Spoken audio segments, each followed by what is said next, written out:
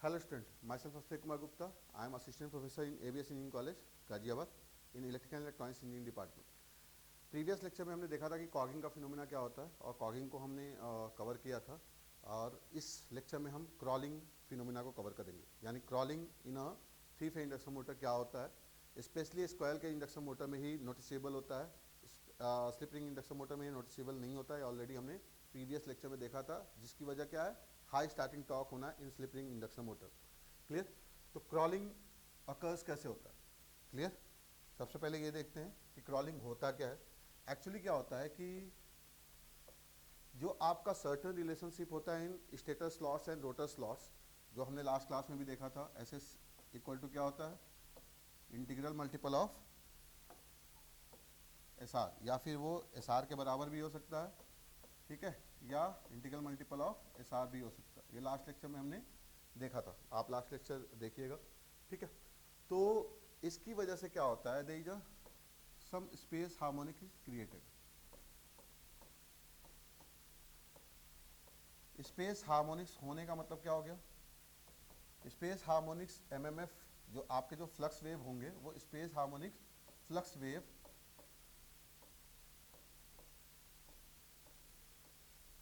MMF आपके produce होंगे.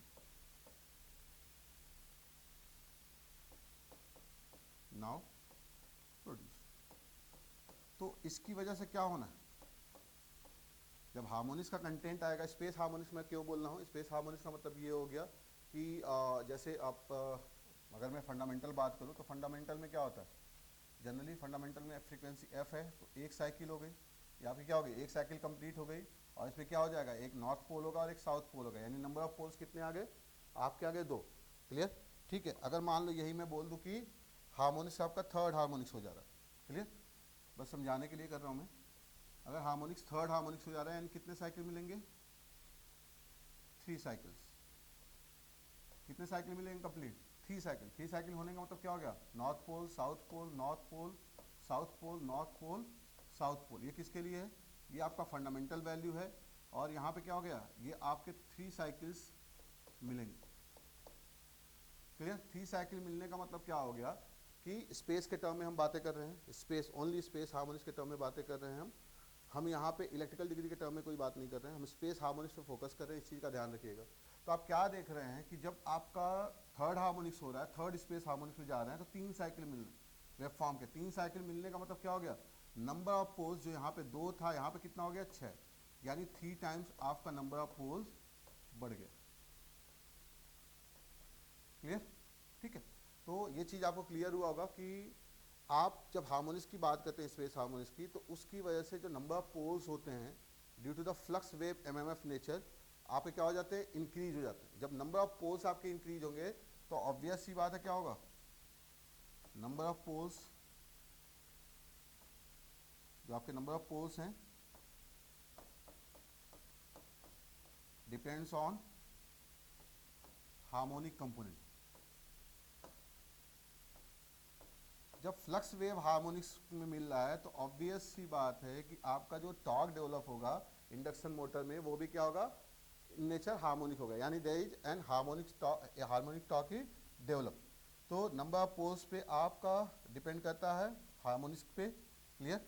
यानी अगर नंबर ऑफ पोल आपका बढ़ेगा, नंबर ऑफ पोल अगर आपका इंक्रीज होगा, तो ऑब्वियस सी बात है उसके करस्पॉन्डिंग सिंक्रोनस स्पीड डाउन होगी, क्योंकि सप्लाई फ्रीक्वेंसी तो फिक्स है. Eight the time of starting frequency कितनी है, एफ के बराबर है, वो चेंज नहीं होनी. लेकिन स्पेस हार्मोनिक होने की वजह से आपके नंबर ऑफ पोल्स चेंज होंगे. नंबर ऑफ पोल्स चेंज होगा तो सिंक्रोनस स्पीड भी आपका करस्पॉन्डिंग चेंज होगा. क्लियर. तो सबसे पहले हम हार्मोनिक्स को देखेंगे, क्योंकि आपका जो वैल्यू मिलेगा वो fundamental torque plus harmonic torque दोनों मिलेगा. क्योंकि अगर हम देखें यहाँ पे टोटल टॉर्क की वैल्यू जो होगी, टोटल टॉर्क, टोटल जो टॉर्क होगा, ऑब्वियस सी बात है फंडामेंटल कंपोनेंट यानी टॉर्क टाउ ई फंडामेंटल प्लस टाउ ई हार्मोनिक्स. क्योंकि हार्मोनिक्स वेव की वजह से आपको हार्मोनिक्स इलेक्ट्रोमैग्नेटिक टॉर्क मिलना ही मिलना. तो ये चीज़ क्लियर हो गया आपको कि at the time of starting आपकी फ्रीक्वेंसी फिक्स रहनी है. तो ऑब्वियस सी बात है कि number of poles space harmonics होने की वजह से बढ़ेंगे तो सिंक्रोनस स्पीड डाउन होना. क्लियर. तो हम देखें कौन कौन से हार्मोनिक्स का क्या क्या रोल आता है यहाँ पे। अगर मैं बात करूँ यहाँ पे, क्लियर, फंडामेंटल कंपोनेंट के अलावा क्या क्या होगा, third harmonics, fifth harmonics and seventh harmonics. पहली चीज, जो थर्ड हार्मोनिक्स होता है वो 3 phase induction motor, balance 3 phase induction motor में अवेलेबल ही नहीं होता। It is not in 3 phase induction motor. क्यों नहीं होता है, उसके पीछे भी लॉजिक है। आपका जनरली अगर आप देखें वाइंडिंग को, तो ये आपका 3 फेज इंडक्शन मोटर है, क्लियर। तो ये क्या है, आपका 0 degree phase A, phase B में कितना डिफरेंस है, अगर हम ए बी और सी की बात करें तो क्या होता है आपका, फेज ए 0 डिग्री, बी क्या होता है 120 डिग्री एंड सी क्या हो गया 240 डिग्री, अगर हम ए को रेफरेंस ले तो। अगर यही थर्ड हार्मोनिक्स हो जाएगा, थर्ड हार्मोनिक्स होने का मतलब क्या हो गया, सारे कंपोनेंट में 3 से मल्टीप्लाई होना, 3 into 0 degree, 3 into 120 degree, 3 into 240 degree. आप देखेंगे सभी क्या हो रहा है 360 डिग्री, यानी 0 degree. 0 degree is equivalent to, 0 degree क्या होता है, इज इक्विवेलेंट टू 360 डिग्री। क्यों होता है, क्योंकि घूम के हम फिर से वापस उसी पॉइंट पे आ गए, क्लियर। तो जब हम 3 से मल्टीप्लाई करेंगे तो ये 0 डिग्री का 0 डिग्री रहा, ये आपका 360 डिग्री हो गया, ये आपका क्या हो गया 720। 720 भी क्या है 2 टाइम्स ऑफ 360, और 360 डिग्री किसके इक्विवेलेंट है 0 डिग्री, 0 डिग्री। तो होता क्या है कि सारे सेम फेज में देख रहे हैं, तो जब आप इसका फूरियर सीरीज एनालिसिस करते हैं तो जो रिजल्टेंट आता है उसकी वैल्यू 0 आ जाती है, क्लियर। तो इसलिए क्या होता है, थर्ड हार्मोनिक्स आपका it is not in 3 phase induction motor. 3 phase induction motor में आपका थर्ड हार्मोनिक्स कंपोनेंट होता ही नहीं है। अब बात करें फिफ्थ हार्मोनिक्स की।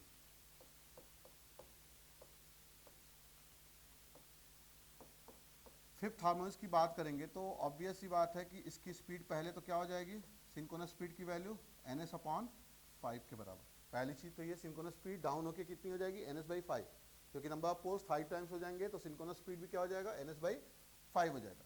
अब बात करें एंगल की, तो अगर हम एंगल की बात कर रहे हैं यहाँ पे तो एंगल क्या होना है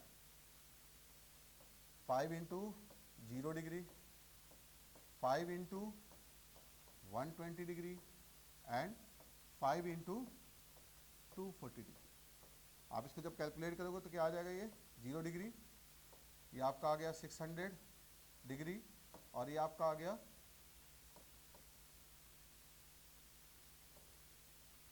1200 डिग्री, क्लियर।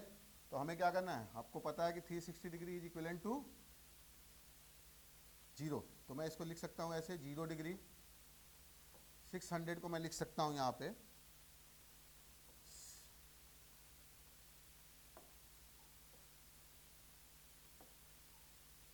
600 को मैं लिख सकता हूँ यहाँ पे it is equivalent to 720 minus 120 लिख सकता हूँ, क्लियर। इसी तरह इसको क्या लिख सकता हूँ 1440 माइनस 240, क्लियर।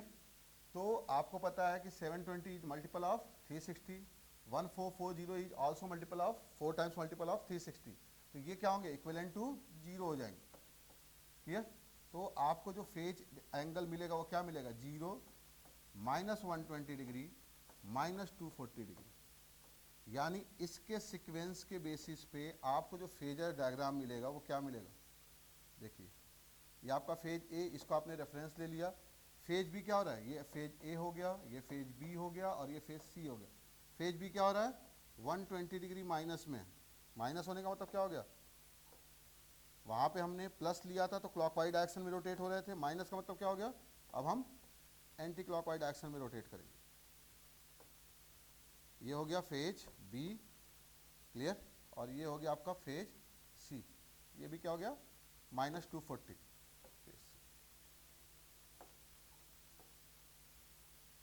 क्लियर। तो यहाँ पे हम क्या देख रहे हैं, फेज सीक्वेंस पूरा का पूरा चेंज हो गया, फेज सीक्वेंस ही चेंज हो गया, यानी ये क्या हो गया एंटी क्लॉकवाइज डायरेक्शन। यहाँ पे क्या चल रहा था, ये क्लॉकवाइज डायरेक्शन, यानी अगर हम इसको फॉरवर्ड मोटरिंग मोड मान रहे हैं जो हमारे लिए रेफरेंस है, तो यहाँ पे मोटरिंग मोड क्या मिल गया आपको, रिवर्स मोटरिंग मोड मिल गया। यानी यहाँ पे जो कैरेक्टरिस्टिक्स मिलेगी वो रिवर्स मोटरिंग मोड की कैरेक्टरिस्टिक्स मिलेगी। ये चीज़ हमें ध्यान में रखना है। रिवर्स मोटरिंग मोड का मतलब क्या हो गया कि आपका जो डायरेक्शन ऑफ रोटेशन है वो जस्ट अपोजिट हो गया। क्लियर। नेक्स्ट देखते हैं सेवेंथ हार्मोनिक्स के लिए। अगर हम बात करें सेवेंथ हार्मोनिक्स की यहाँ पे,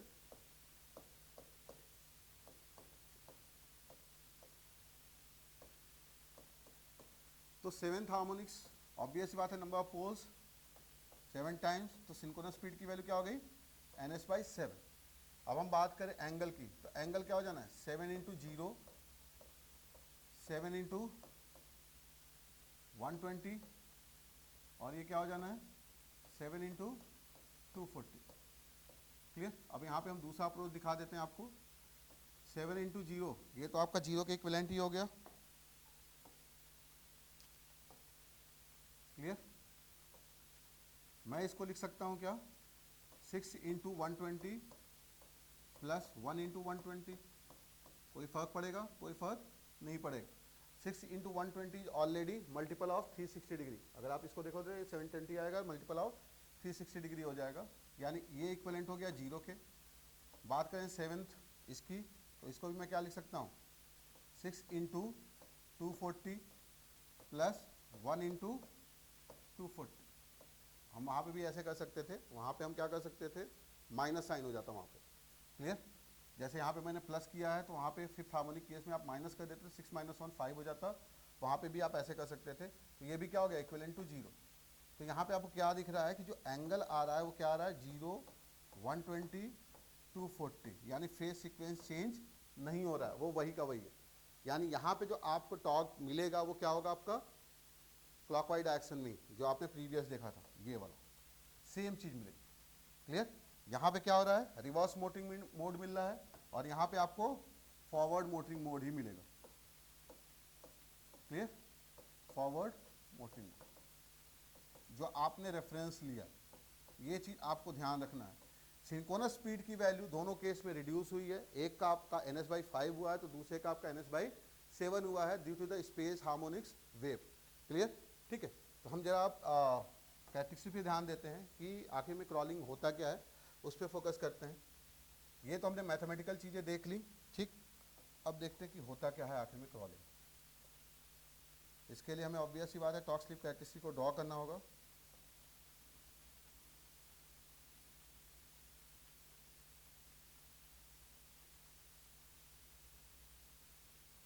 ये आपका क्या है मोटर का torque, electromagnetic torque and slip के बीच की कैरेक्टरिस्टिक्स है। स्लिप कह लें या रोटर स्पीड कह लें, बात बराबर। यहाँ पे स्लिप की वैल्यू 1 होगी, तो रोटर स्पीड क्या होगा NR = 0, और यहाँ पे क्या होगा S की वैल्यू 0, तो NR की वैल्यू क्या होगी NS, यानी सिंक्रोनस स्पीड के बराबर। ये आपने पढ़ा हुआ ऑलरेडी। और ये जो मोड होगा वो क्या बोलते हैं इसको ब्रेकिंग मोड। क्लियर। तो ये आपका क्या हो गया फंडामेंटल, ये आपका क्या हो गया फंडामेंटल कंपोनेंट की वजह से जो आपको टॉर्क स्पीड कैरेक्टरिस्टिक या टॉर्क स्लिप कैरेक्टरिस्टिक मिल रही है वो है। अब हम बात करेंगे यहाँ पे किसकी, जो हमारे को कंपोनेंट मिला हुआ है दो उसकी। क्लियर।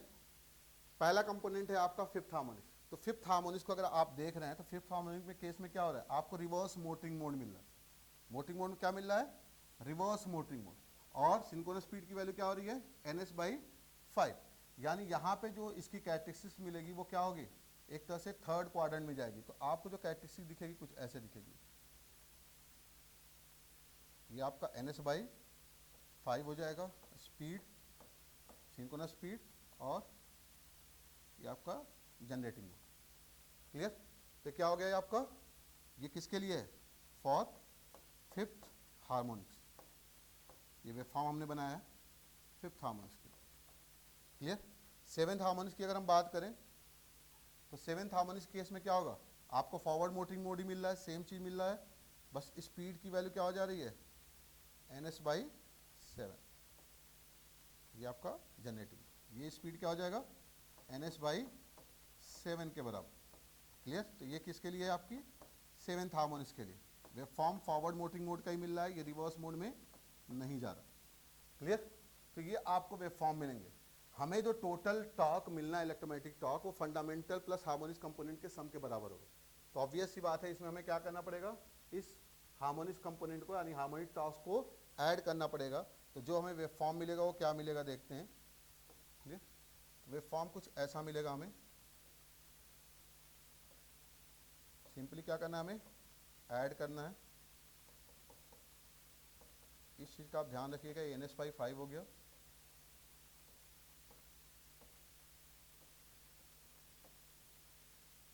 क्लियर, ये आपका NS/7 है।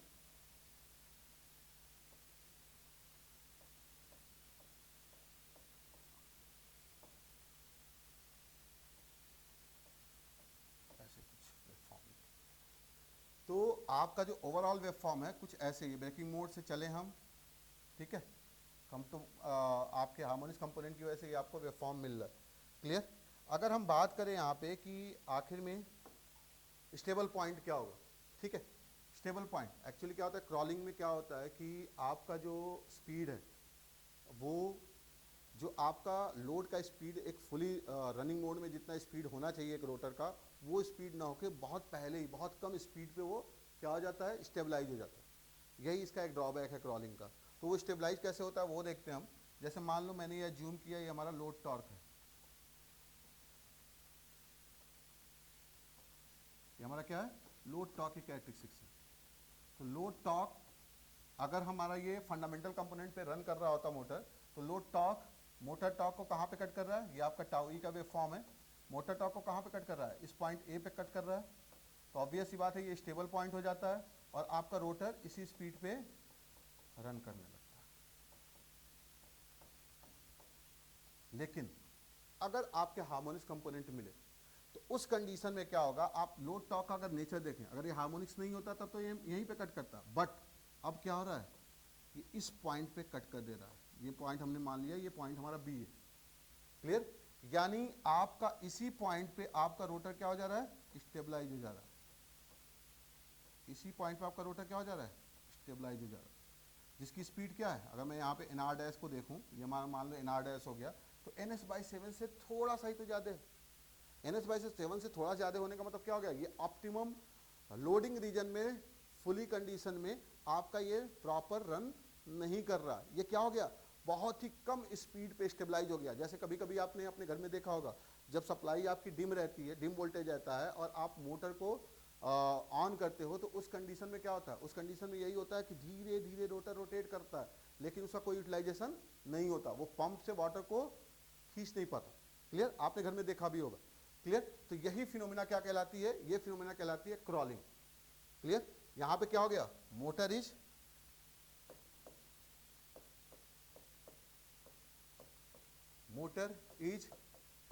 Stabilise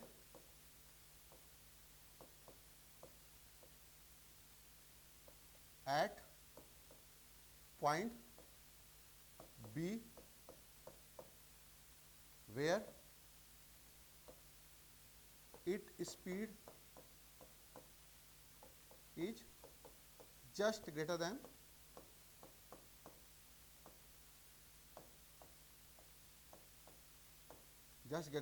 NS/7। ये NS/7 से थोड़ा सा ही ज़्यादा है।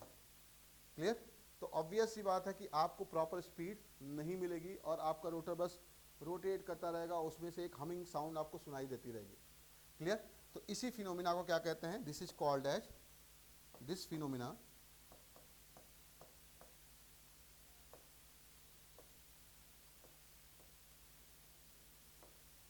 Is called as crawling. इसी को हम बोलते हैं क्रॉलिंग।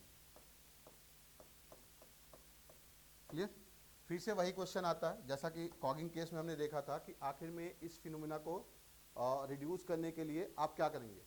देखो ये तो क्लियर है कि we can't reduce electromagnetic torque harmonic component. हम हार्मोनिक कंपोनेंट को कंप्लीटली ख़त्म नहीं कर सकते। ऐसा नहीं हो सकता कि आपका जो हार्मोनिक कंपोनेंट है वो पूरा का पूरा जीरो मिले, ये कभी पॉसिबल नहीं। तो हम क्या करते हैं, टू रिड्यूस हार्मोनिक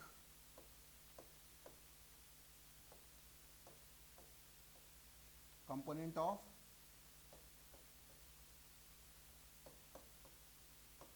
टॉर्क। जो आपका इलेक्ट्रोमैग्नेटिक टॉर्क है उसका जो हार्मोनिक कंपोनेंट है उसको आप क्या करेंगे, रिड्यूस करेंगे। अगर आप उसको रिड्यूस कर देते हैं तो ऑब्वियस सी बात है क्या हो जाना, आपका क्रॉलिंग का फिनोमिना अवॉइड हो जाना। क्लियर। तो इसको रिड्यूस करने के लिए हम क्या करते हैं, फिर से वही काम, proper choice of coil span, design consideration के बेसिस पे। Clear. Coil span and the second one is the skewing. Skewing already मैंने आपको बताया था क्या होता है। अब स्क्यूइंग के केस में जैसा कि लास्ट क्लास में भी हमने डिस्कस किया था, स्क्यूइंग का मतलब सिंपल होता है। स्क्यूइंग का मतलब क्या होता है, आपने रोटर स्लॉट्स को स्क्यूड नेचर का बना दिया। रोटर स्लॉट को क्या कर दिया आपने, स्क्यूड कर दिया। वो स्टेटर स्लॉट्स के पैरेलल में नहीं है, ये आपका स्क्यूड नेचर होता है।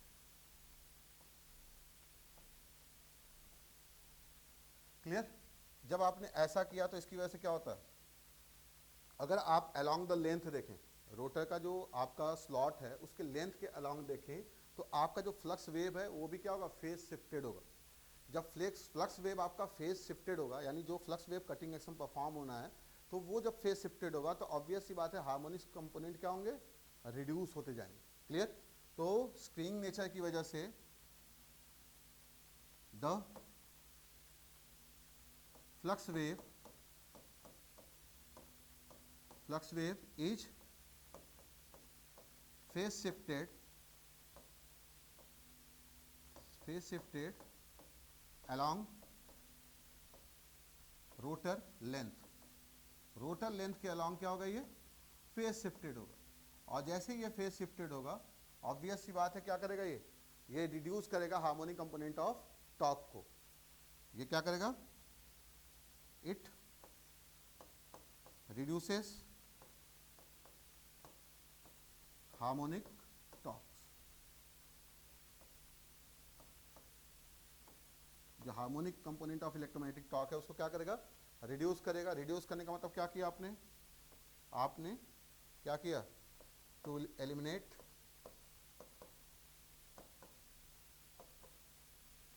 Phenomena of